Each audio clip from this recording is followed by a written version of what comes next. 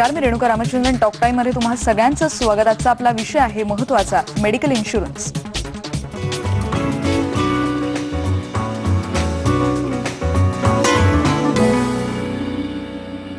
अत्यंत महत्त्वाचा विषय आहे मेडिकल इन्शुरन्स म्हणजे काय, त्याच्यासाठी कसं क्लेम करता येतं, त्याच्यासाठी कोणती कागदपत्र अत्यावश्यक असतात जी आपल्याकडे कायम तयार असायला हवीत, याविषयी आपण अधिक माहिती घेणार आहोत. आणि आज आपल्याला मार्गदर्शन करणार आहेत गुंतवणूक तज्ञ अर्चना भिंगाडे. आता आपल्या सोबत आहेत. तुमचं स्टुडिओमध्ये स्वागत. आणि तुमच्या प्रश्नांची आम्ही वाट बघतो आहोत. आम्हाला जरूर फोन करा आणि त्यासाठी आमचा नंबर लिहून घ्या 02266714764 0226671474. आणि तुमचे प्रश्न येईपर्यंत इथे माझ्या प्रश्नांपासून मी सुरुवात करते आहे. सर्वात पहिला प्रश्न अर्चना, की मेडिकल इन्शुरन्स म्हणजे काय, नक्की ही टर्म काय आहे, तिथून सुरुवात करूयात. मेडिकल इन्शुरन्स म्हणजे आपला जो नॉर्मल जीवन विमा असतो तसा नव्हे. जीवन विमामध्ये संचय करता येतो, पण इथे काय असतं की जर आपल्याला अचानक एखादा आजार उद्भवला किंवा अपघात झाला, त्यामुळे जे आपलं काही आर्थिक नुकसान होतं त्याची भरपाई करण्यासाठी हा विमा असतो. ह्या विम्यामध्ये कोणताही आजार आणि कोणताही अपघात कव्हर होतो. पण त्याच्यासाठी काही काळजी घ्यायला लागतात, माहिती असायला लागतं की काय कोणताही म्हणजे काही ठराविक मुदतीनंतर असतात, काही इमिजिएटली असतात. ते काय आहेत ते आपल्याला व्यवस्थित वाचून मग ठरवायला लागतं की कोणती इन्शुरन्स पॉलिसी आपल्यासाठी चांगली आहे. बरोबर. अनेक कंपनीज असतात आणि वेगवेगळे त्यांचे ऑफर्स असतात, आणि नक्की कोणती सिलेक्ट करावी आणि नेमका कोणत्या एजंटकडे काय विचारपूस करावी हा देखील सगळ्यांच्या मनात एक प्रश्न असतो. जसं तुम्ही आता म्हणालात की काही काही त्याच्यात कव्हर होत असतात आजार, काही काही होत नसतात. त्याच्यामध्ये नेमकं काय फरक आहे, इथून याविषयी बोलूयात आपण. ओके. सुरुवातीला तर असतं की पहिले 30 दिवस कुठलीही पॉलिसी काढल्यानंतर कोणताही आजारासाठी आपल्याला क्लेम मिळत नाही. पण ह्या 30 दिवसामध्ये जर अपघातामुळे जर क्लेम आला तर तो नक्कीच मिळतो. आता कॅटरॅक्ट सारखं ऑपरेशन जे असेल त्याच्यासाठी 2 वर्षासाठी कव्हर नसतं. प्री एक्झिस्टिंग डिझिजेस म्हणजे जे आपल्याला अगोदरपासून आहेत, हार्ट प्रॉब्लेम आहे, डायबिटीस आहे, हायपरटेन्शन आहे, ह्याच्यामध्ये काही कंपनीज 4 वर्षानंतर कव्हर देतात. काही कंपनीजमध्ये आपण 20% एक्स्ट्रा प्रीमियम भरून 1 वर्षानंतर देखील कव्हर मिळू शकतं. हर्नियासारखी ऑपरेशन्स जी आहेत त्याच्यासाठी देखील इमिजिएटली कव्हर नसतं. पण तरी देखील इन्शुरन्स असणं आवश्यक आहे, कारण कधी ना कधी कोणाला तरी आयुष्यामध्ये हॉस्पिटलमध्ये जायची पाळी येतेच. तर त्यावेळेला जर आपल्याकडे इन्शुरन्स नसेल तर आपण भविष्यासाठी जी काही तरतूद केलेली आहे, मे बी मुलाच्या शिक्षणासाठी, मुलीच्या लग्नासाठी, तुमच्या स्वतःच्या निवृत्तीसाठी, ते सगळे पैसे आपल्याला ह्या मेडिकल आपल्याला जो खर्च येतो त्याच्यासाठी वापरायला लागतात. आणि आपल्याकडची सगळी पुंजी संपूर्ण वापरण्याचा देखील संभव असतो. त्याच्यासाठी आपल्याला मेडिकल इन्शुरन्स असणं आवश्यक आहे. अगदी बरोबर आहे. खूप महत्त्वाचा मुद्दा आहे. पण आपल्याला प्रश्नाला सुरुवात झाली. आपण प्रश्न जाणून घेऊयात. आपल्याला दत्तात्रय वायवसी प्रश्न विचारतायत गडचिरोलीहून. विचारा दत्तात्रय. हॅलो. हा हॅलो मॅडम. नमस्कार मॅडम भिंगाडे मॅडम. नमस्कार. हा, मी गडचिरोलीहून बोलत आहोत, दत्तात्रय वायवसी. हॅलो. तुमचा प्रश्न सलग विचारा प्लीज. आमचा प्रश्न असा आहे की मेडिकल इन्शुरन्स जो आहे तो आपण वयाची अट म्हणजे लहानपणापासून की त्याच्या वृद्धपणापर्यंत कितीपर्यंत असावी वयाची अट, आणि त्याचा फायदा म्हणजे की नक्की वृद्धांना करायला हवा की किंवा लहान मुलांना. बरं, म्हणजे लिमिट्स काय असावेत, वयाची लिमिट्स. बरोबर, खूप चांगला प्रश्न विचारलात तुम्ही. अगदी 3 महिन्याच्या मुलापासून ते 80 वर्षाच्या वृद्धापर्यंत सरकारी ज्या जनरल इन्शुरन्स कंपनीज आहेत तिकडे आपल्याला विमा उतरवता येतो. आणि म्हणजे 3 महिन्याचं मूल असेल, 7 वर्षाचं असेल, 8 वर्षाचं असेल तर तरी देखील विमा असणं आवश्यक आहे. असं नाही की आपण वृद्ध झाल्यानंतरच आपल्याला ह्याची गरज भासते, कधीही भासू शकते. त्याच्यामुळे आपण 3 महिन्यापासून ते 80 वर्षापर्यंत विमा काढू शकतो. जरूर. आपल्याला आणखीन एक प्रश्न विचारतात. आपल्याला अमोल पावन प्रश्न विचारतात ठाण्याहून. विचारा अमोल. हॅलो. हा माझं नाव अमोल सावंत आहे. मी ठाण्यावरून बोलतोय. मला ऍक्च्युली माझ्या आई वडिलांसाठी मेडिकल इन्शुरन्स काढायचा होता. दोघंही 60 वर्षाच्या पुढे आहेत, तर जनरल आपल्याला इन्शुरन्स मध्ये काढता येईल का, आणि त्याच्यामध्ये कुठले कुठले आजार कव्हर होतात? खूप महत्त्वाचा प्रश्न. एक आहे की तुम्हाला आई वडिलांसाठी इन्शुरन्स काढायचा असेल, ते दोघंही सिनियर सिटीजन असल्यामुळे काही कंपनीजकडे सिनियर सिटीजनची वेगळी पॉलिसी आहे. लिमिट्स ऑफकोर्स कंपनी वाईज वेगवेगळी आहेत. काही जण 2 लाखाला कव्हर करतात, काही जण 5 लाखाला कव्हर करतात. पण काही सरकारी कंपनीमध्ये जर तुम्ही तुमच्या बरोबर देखील आई वडिलांना कव्हर केलं तरी देखील शक्य आहे. आणि ह्याच्यामध्ये तुम्हाला मगाशी मी सांगितल्याप्रमाणे प्री एक्झिस्टिंग डिझिजेस जे आहेत, आधीच असलेले आजार, ते आपल्याला काही एक्स्ट्रा प्रीमियम देऊन देखील कव्हर करता येतात. तर तुम्ही काढू शकता, जरूर काढावा, कारण त्यांना गरज असते. बरोबर. जसं तुम्ही आता म्हणालात की एक्स्ट्रा प्रीमियम काढून आपण ही एक तरतूद करू शकतो. बरोबर. आपण नेमके लिमिट्स किती असावेत? समज आता एखाद्या व्यक्तीची मंथली इन्कम असेल साधारण आपण विचार करूया 30 ते 40,000, तर नेमकं कसं त्याचं वर्गीकरण त्यांनी करावं आणि काय काय लिमिट्स मध्ये कंपनी जे ऑफर करतात, साधारण प्रीमियम किती असतो आणि त्याप्रमाणे आपलं बजेट कसं प्लॅन करता येईल? प्रीमियम जो असतो तो वयावरती अवलंबून असतो. बरं. त्याचप्रमाणे तो आपण किती संरक्षण घेणार ह्याच्यावरती देखील अवलंबून असतो. नॅचरली 1 लाख आणि 5 लाखाच्या प्रीमियम मध्ये फरक असणारच. काही वेळेला अशी भावना असते की मी जेव्हा काम करतोय तेव्हा माझ्या कंपनीमध्ये मला इन्शुरन्स मी कव्हर्ड आहे, तर मला वेगळा इन्शुरन्स काढायची गरज नाहीये. तर ह्या वेळी आपण चेक केलं पाहिजे की माझ्या कंपनीमधून मला किती कव्हरेज आहे. त्याचबरोबर माझी पत्नी किंवा माझा नवरा, माझे सासू सासरे, माझे आई वडील, मुलंही कव्हर्ड आहेत की नाही. दुसरं एक असं असतं की हल्ली आपण बघतो की लोक पटकन नोकऱ्या बदलतात आणि हा जो ट्रान्झिशन पिरियड असतो, असं होऊ शकतं की ह्या ट्रान्झिशन पिरियड मध्ये तुमच्याकडे पहिल्या कंपनीमध्ये तुमचा इन्शुरन्स होता, पण तुम्ही जेव्हा दुसरी जॉईन केलीत तेव्हा तुमच्याकडे तो ठराविक पिरियड जसं असेल, मे बी 2 महिन्याचा, त्या पिरियड मध्ये तुमच्याकडे तुमचं स्वतःचं असं संरक्षण नाहीये. आणि ह्या 2 महिन्याच्या मुदतीमध्ये जर एखादं आकस्मिक आजार आला किंवा अपघात झाला तर अगेन सेम प्रॉब्लेम येऊ शकतो. त्याच्यामुळे जरी देखील तुमचा कंपनीचा इन्शुरन्स असेल तरी देखील तुमचा इन्शुरन्स असणं आवश्यक आहे. प्रश्न होता की किती असला पाहिजे. जेव्हा तुम्ही यंग असता तेव्हा नॉर्मली तुम्हाला काहीच नसतं, त्यामुळे मॅक्सिमम इन्शुरन्स घेणं आवश्यक आहे. कारण आता साध्या आजारासाठी देखील हॉस्पिटलमध्ये गेला तरी 50-60 हजार रुपये कधीही जातात. हार्टचा प्रॉब्लेम असेल तर 3-4 लाखाशिवाय तर होतच नाही. तर डिपेंड्स की तुमच्या साधारण आपल्याला कुठे ट्रीटमेंट घेण्याची सोय आहे किंवा आपण जिकडे घेऊ तर हॉस्पिटलचं बिल किती येतं त्याचा साधारण अंदाज घेऊन आपल्याला तेवढा इन्शुरन्स जेवढा शक्य असेल 4 लाख 5 लाख तेवढा असणं खूप आवश्यक आहे. जरूर. आपल्याला पुढचा प्रश्न विचारता दर्शना. हितेंद्र सिंग कोल्हापूरहून. विचारा हितेंद्र. हितेंद्रांचा फोन कट झालेला आहे. पण आता जसं तुम्ही म्हणालात की लिमिट अमुक आहे, पण आता समज एखादी व्यक्ती नोकरी करत नसेल आणि एक ठराविक इन्कम काही वेगळ्या स्त्रोतांमार्फत त्याच्याकडे येत असेल, तर त्यांनी नेमकं जनरल किंवा हेल्थ इन्शुरन्स कसा प्लॅन करावा? सेम सांगितल्याप्रमाणे त्याला जेव्हा हॉस्पिटलमध्ये तो आता ह्या लेवलला जाईल त्याच्या ज्या इन्कमच्या आधारित तिकडे किती खर्च येईल, मॅक्सिमम खर्च. म्हणजे समजा हार्टचा प्रॉब्लेम झाला तर मी साधारण कुठल्या हॉस्पिटलला जाईन, तिकडे किती खर्च येतो, तर साधारण 2 ते 3 लाख कुठल्याही छोट्याशा गावामध्ये देखील, म्हणजे छोटं शहर असेल तिकडे देखील येतोच ना, तर तेवढं असणं आवश्यक आहेच. इररिस्पेक्टिव्ह ऑफ द एज असे काही उदाहरणं आहेत की लोकांना 24-25व्या वर्षी देखील हार्ट प्रॉब्लेम आलेले आहेत, बायपास करायला लागलेली आहे. तर असं नाही की मी खूप यंग आहे, मला गरज नाही आहे. गरज आल्यानंतर मग करण्यापेक्षा आधीच करून ठेवलेलं चांगलं असतं. आणि हा खर्च म्हणून न बघता आपण एक सुरक्षा कवच म्हणून बघितलं तर आपल्याला तो खर्च वाटणार नाही. जरूर.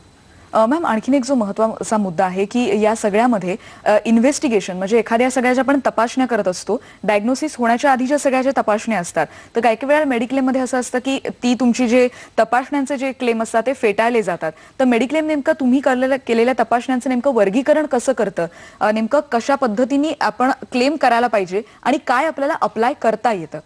ओके. आता ह्या ज्या तपासण्या असतात, तुम्हाला एकतर असतं की जर तुम्ही यंग असाल तर पॉलिसी घेताना तुम्हाला तपासण्या करायची काही गरज नाहीये.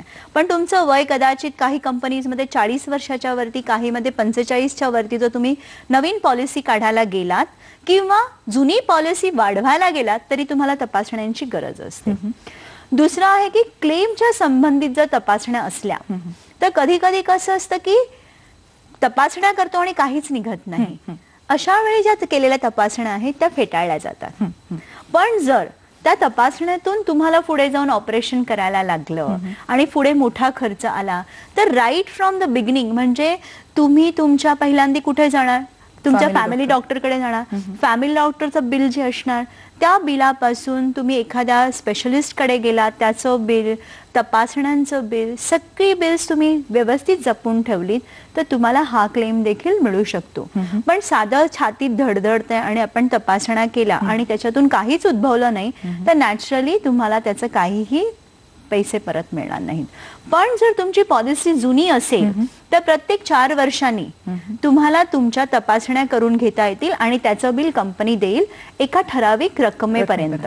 आपल्याला जरूर आणखीन आपल्याला प्रश्न येतात. आपल्याला इचलकरंजीहून राजू कोन्नूर प्रश्न विचारतात. विचारा राजू. सरकारी जनरल इन्शुरन्स तुम्ही म्हणताय की नाही? हॅलो, हा हा सरकारी जनरल इन्शुरन्स कंपनी म्हणताय ती कुठली नेमकी कंपनी, म्हणजे सरकारी जनरल इन्शुरन्स कंपनी कुठली म्हणायची? सरकारी जनरल इन्शुरन्स कंपनी म्हणजे बघा, न्यू इंडिया आहे, ओरिएंटल इन्शुरन्स आहे, युनायटेड इंडिया आहेत, ह्या सगळ्या सरकारी इन्शुरन्स कंपनी आहेत. तशा चांगल्या प्रायव्हेट कंपनीज देखील आहे, बजाज एलियन्स आहे, ICICI लोंबार्ड आहेत. ह्या सगळ्याच चॉईस असतो.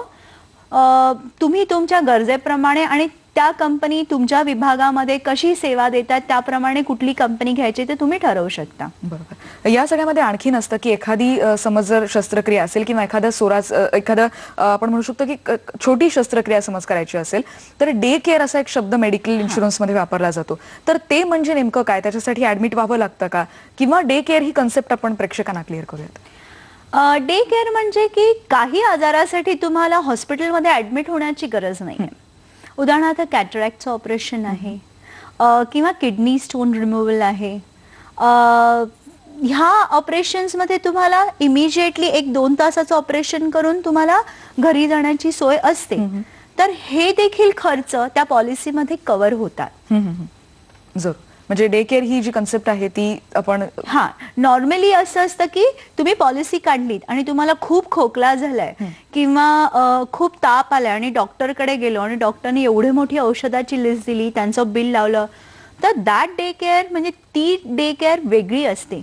आणखी तुम्हाला खरंच असा आजार आहे की तो ऑपरेशननी दुरुस्त करायचा आहे पण त्याच्यासाठी शस्त्रक्रिया करताना राहायची गरज नाहीये आणि जर तुम्ही ते करून घेतलात तर त्या डे केअरचे पैसे तुम्हाला पॉलिसीतर्फे मिळू शकतात. जरूर. आणखीनही कॅशलेसचा जो मुद्दा आहे तो देखील आम्ही तुमच्याशी जरूर तुमचं मार्गदर्शन जाणून घेणार आहोत आणि तुमच्याही प्रश्नांची आम्ही अशीच वाट बघतो आहोत. एक ब्रेक घेऊयात आणि ब्रेकवर जाण्याआधी आमचा नंबर पुन्हा एकदा लिहून घ्या. आमचा नंबर आहे 0226671474 0226671474.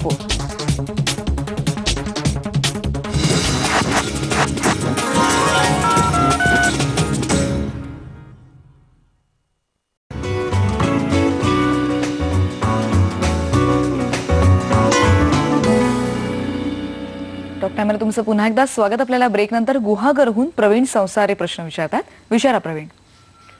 मॅडम, मी काय म्हणतोय, एखादा त्या मेडिकल इन्शुरन्स कंपनीची जी आपल्या हॉस्पिटलची एक यादी देतात, बरोबर? हो. तर त्याच्यामध्ये एखादा मेडिकल इन्शुरन्स केल्यानंतर एखादा अपघात जर घडला तर एखाद्या नजीकच्या MBBS किंवा सर्जन डॉक्टरकडे आपण जर तात्काळ उपचारासाठी जर गेले तर तो मेडिक्लेम होतो का? कारण आता आमच्याकडे डेरवण आहे, तर डेरवण आता आमच्याकडून 50-60 किलोमीटर आहे, तिथे डायरेक्ट आम्ही जाऊ शकत नाही. पण जवळच्या हॉस्पिटल जर आम्ही जर गेलो MBBS किंवा सर्जन किंवा चिरायू हॉस्पिटल राहत नाही तिथपर्यंत आम्ही लगेच जाऊ शकत नाही. प्राथमिक उपचारासाठी जर आम्ही गेलो तिथे जर बाबा एक जर उपचार होत असतील तर तिथली बिलं घेऊन त्या कंपनीला चालू शकतात का? खूप महत्वाचा प्रश्न त्यांनी विचारला. छान प्रश्न आहे हा. कसं असतं की कधी आकस्मिक आजार आला तर आपण ती हॉस्पिटल त्या लिस्टमध्ये शोधत बसत नाही, पण कमीत कमी 20 बेड्स असलेलं हॉस्पिटल तरी ते लागतं. हे खूप महत्वाचं आहे.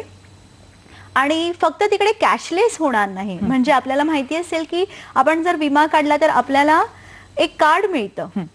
त्या कार्डचा उपयोग असा होतो की आपल्याला पैसे आपल्या खिशातून न भरता डायरेक्टली कंपनी हॉस्पिटलला पैसे देते. पण ही सोय तिथे कदाचित नसेल, त्यावेळेला आपण आपले पैसे खर्च करून ती सगळी बिलं सुरुवातीपासूनची ठेवून नंतर आपण कंपनीकडे क्लेम ठराविक मुदतीमध्ये जर दिला तरच मिळू शकतो. बरोबर. क्लेम सेटलमेंट हा अगदी महत्वाचा पुढचा मुद्दा आपण घेऊयात की त्याच्यामध्ये काय लिमिट असतं, साधारण आजारी पडल्यानंतर किती दिवसात आपल्याला कंपनीकडे हे सगळे पेपर्स सबमिट करावे लागतात, याविषयी नेमकं मेडिकल इन्शुरन्स कंपनीज काय सांगतात? अच्छा, क्लेम सेटलमेंट ही खूप महत्वाची गोष्ट आहे आणि वादाची देखील गोष्ट आहे. बऱ्याच जणांना वाटतं की कंपनीकडून आपण पॉलिसी काढतो आणि नंतर आपल्याला क्लेम देताना कंपनी कुठल्या ना कुठल्या तरी कारणाने रिजेक्ट करतं. ह्याच्यामध्ये बहुतेकदा आपल्याला माहिती नसतं बऱ्याचदा की काय काय पेपर्स ठेवायला पाहिजेत, काय त्यांचे नियम आहेत. उदाहरणार्थ तुम्हाला माहिती आहे का, महत्वाचा जर आजार असेल तर त्या आजाराशी 30 दिवस म्हणजे एखादं ऑपरेशन झालं असेल, आजाराच्या आधीचे 30 दिवसाचा खर्च आणि नंतरच्या 60 दिवसाचा खर्च हा देखील मिळू शकतो आपल्याला. म्हणजे आधी नॉर्मल औषधं, कन्सल्टेशन फीज हे सगळं मिळतं, पण त्याची प्रत्येकाची बिलं आपल्याकडे असणं खूप आवश्यक आहे. अच्छा, तर नुसती बिलं असून देखील उपयोग नाही, त्या बिलांवरती आपलं नाव हवं, स्टॅम्प हवा, तरच ते बिल ग्राह्य धरलं जातं आणि त्याचे पैसे दिले जातात. तर अचानक येणारे आजार असतात आणि काही आजार जे असतात की त्याच्यासाठी आपण प्लॅनिंग करून मग ऑपरेशन करतो. सॉरी. तर हे जे अचानक येणारे आजार असतात त्याच्यामध्ये तुम्हाला इंटिमेशन द्यायला वेळ मिळत नाही, पण ऍडमिट झाल्या तुम्ही 24 तासामध्ये तुमच्या कंपनीला कळवलं पाहिजे. काही कंपनीजमध्ये 7 दिवसाचं लिमिट आहे. तर ही लिमिट्स तुम्ही तुमच्या एजंटकडून आधीच समजून घेतलीत तर खूप बरे आहे. 30 दिवसाच्या आधीचे जे पेपर्स असतील ते तुम्हाला आजार झाला, ऑपरेशन झालं की पहिल्या 30 दिवसामध्ये ते सगळं सबमिट करायचं. असं नाही की 60 दिवसानंतरचा देखील क्लेम मिळतो म्हणून सगळे एकत्र आपण सांभाळून ठेवून मग 60 दिवसानंतर नाही. 60 दिवसाचे पेपर्स देखील 60 दिवसाच्या आधीच द्यायचे. मग ह्याच्यामध्ये तुमची फॅमिली डॉक्टरचं बिल आलं, नंतर तुमचं स्पेशलिस्टचं कन्सल्टेशनचं फीचं जे बिल असेल ते आलं. ह्या सगळे बिल स्टॅम्प पाहिजे, त्यांची साईन पाहिजे. जर तुम्ही स्पेशलिस्टचं बिल 10,000च्या वरती कॅशनी भरलं तर ते तुम्हाला पैसे मिळत नाही, ते तुम्हाला चेकनी द्यायला लागतात. म्हणजे प्रत्येकाची नोंद आपल्याकडे असणं किती गरजेचं आहे. हो, आणि फायलिंग खूप इम्पॉर्टंट आहे. म्हणजे डॉक्टरची कन्सल्टेशनची बिल्स वेगळी असणार, तुमची मेडिकलची बिल्स वेगळी असणार, म्हणजे औषधांची, हॉस्पिटलची बिलं वेगळी असणार आहेत. आणि तुम्ही ज्या त्याच्याशी निगडीत ज्या काही चाचण्या कराल त्याची देखील बिलं वेगळी ठेवायची असतात आपल्याला. जरूर. आपल्याला पुढचा प्रश्न विचारतात रत्नागिरीहून मकरंद लिमये. विचारा मकरंद. हॅलो, माझा प्रश्न आहे मॅडम असा की माझ्याकडे स्वतःची पॉलिसी आहे इको टोकियो जनरल इन्शुरन्स कंपनीची. ती 1.5 लाखाची लिमिट आहे त्याला, आणि मिसेसची पॉलिसी आहे. मकरंद, तुमचा प्रश्न सलग पूर्ण करा आणि टीव्हीचा आवाज प्लीज कमी करा. हा, माझा प्रश्न असा आहे की माझ्याकडे स्वतःकडे इको टोकियो जनरल इन्शुरन्स कंपनीची 1.5 लाखाची पॉलिसी आहे, आणि मिसेसच्या नावाने नॅशनल इन्शुरन्स कंपनीची 1.5 लाखाची पॉलिसी आहे. नॅशनल इन्शुरन्स कंपनीची 1.5 लाखाची मिसेसची पॉलिसी आहे. तर समजा मलाच काही क्रिटिकल, माझं काही ऑपरेशन वगैरे झालं तर मी माझी पॉलिसी वापरून ते 1.5 लाख कव्हर करू शकतो. तर मिसेसच्या पॉलिसीचा वापर मी माझा क्लेम सेटलमेंट करण्यासाठी कशी वापरायची, कारण दोन्ही टीपीए वेगवेगळे आहेत. तर मी ह्याचा क्लेम कसा सेटल करायचा. बर, खूप महत्वाचा प्रश्न आहे. मकरंद लिमये आपल्याला प्रश्न विचारत होते आणि त्यांच्या प्रश्नाचं उत्तर आपण जरूर जाणून घेणार आहोत, पण एका ब्रेक नंतर आपण पुन्हा भेटणार आहोत. पहा फक्त IBN वर.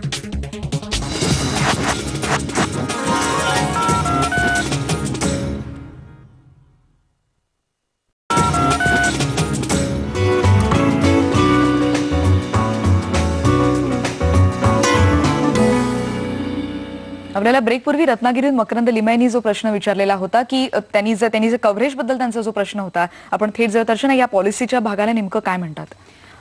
हा प्रकार आहे फ्लोटर पॉलिसी. इंडिव्हिज्युअल पॉलिसी आणि फ्लोटर पॉलिसी असे 2 प्रकार असतात. इंडिव्हिज्युअल पॉलिसीमध्ये समजा मी करता आहे तर मी माझ्या बरोबर माझी बायको, माझी मुलं हे सगळी कव्हर करू शकतो, तरी देखील ती इंडिव्हिज्युअल पॉलिसीज होते. म्हणजे समजा माझ्या कुटुंबामध्ये प्रत्येकाची 1-1 लाखाची पॉलिसी आहे, टोटल 4 लाखाचं कव्हरेज आहे, पण पर पर्सन प्रत्येक व्यक्तीचं फक्त 1 लाखाचं आहे. जर मला 2 लाखाची गरज असेल तर माझी पॉलिसी 1 लाखाची असल्यामुळे मी माझ्या बायकोची वापरू शकत नाही. पण दुसरा प्रकार असतो पॉलिसी घेण्यामध्ये फ्लोटर पॉलिसी. ह्याच्यामध्ये तुम्ही सगळ्यांसाठी मिळून एक 4 लाखाची पॉलिसी घ्या. मग समजा मला 2 लाखाची गरज आहे तर मी 2 लाखाचे वापरले, नंतर मिसेसला गरज त्याच वर्षात भासली तर अजून 1 लाख, असे पूर्ण 4 लाख तुमच्या फॅमिलीमध्ये तुम्ही वापरू शकता, इररिस्पेक्टिव्ह ऑफ कोण आजारी पडत आहे. पण त्याच्यापेक्षा वरती केलं तर नक्कीच त्याचा काही फायदा होत नाही. याचा फक्त तोटा असा आहे की कर्त्याचं वय जे आहे ते समजा रिन्युएबल एज म्हणजे पॉलिसी रिन्यू करता येण्याच्या पलीकडे गेलं तर बाकीच्या सगळ्या व्यक्तींना आपापली सेपरेट पॉलिसी घ्यायला लागते. दुसरा एक ह्याचा तोटा असा आहे की क्युम्युलेटिव्ह बोनस जो असतो, दरवर्षी तुमच्या पॉलिसी जर तुम्ही क्लेम केला नाहीत तर 5% तुमचा फायदा वाढतो. म्हणजे आज 1 लाखाची पॉलिसी पुढच्या वर्षी तुम्हाला 1,05,000चा फायदा देईल, त्याच्या पुढच्या वर्षी 1,10,000चा देतो. पण फ्लोटरमध्ये तो फायदा नसतो, पण तरी देखील ही पॉलिसी चांगली असते. जसा ह्यांचा प्रॉब्लेम होता की मला लागलं तर इथे वापरता येतं. जरूर जरूर. आपल्याला खरं आणखीन काही मुद्दे आहेत पण आज आपल्याला कव्हर करता येणार नाहीत, पण आज महत्त्वाच्या विषयावरून मार्गदर्शन केलं त्याबद्दल आपले आभार. धन्यवाद. आणि उद्या देखील आपण महत्त्वाच्या विषयासह भेटणार आहोत, पण आता इथेच थांबतो आहोत. पहा फक्त IBM.